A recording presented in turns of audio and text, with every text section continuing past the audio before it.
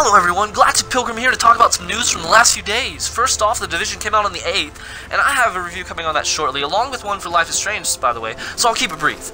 I've really been enjoying the game. It has a lot of good team play, and the Dark Zone has a very interesting dynamic in the way that people behave and just how it works in general.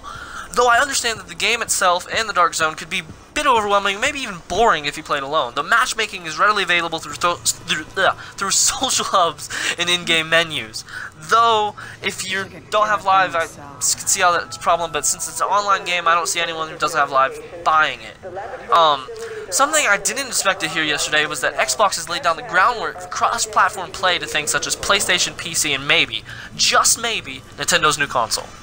This morning, or last night, time zones and datelines messed up international news a bit, but Sony has made a response that seems to indicate that they're up for negotiations or whatever is needed to start the process. Another thing that caught me off guard is that Twitch is going to start making games, or at least getting their hands in on the developer process. They've started two new initiatives, one titled Developer Success and the other Stream First. Stream First will be Twitch's attempt to create a standard of games having built-in streaming options. Developer Success is geared towards assisting developers mostly, so I'll just keep that aside because it does not pertain to us. It also seems that Amazon is getting their hands in on the action as well, as their game studio is now hiring for a new game. They also seem to be doing something with VR as well, but I haven't been looking at that too much, so I can't really say too much. This morning, a trailer for Doom's multiplayer maps came out, and boy do I have to say, they look good, and so Doom, very doomy. Doom 3 was a good game on its own, but it didn't have that Doom feel, it just wasn't Doom.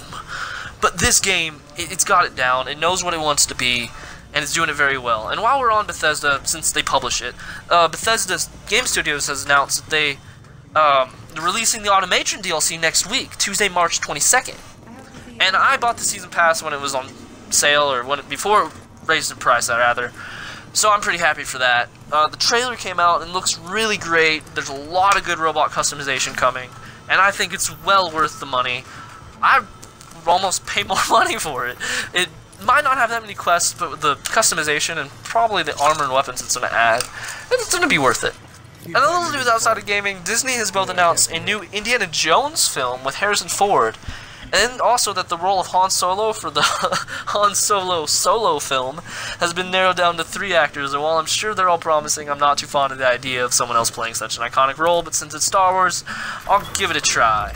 However, this is GalacticPilgrim, signing off.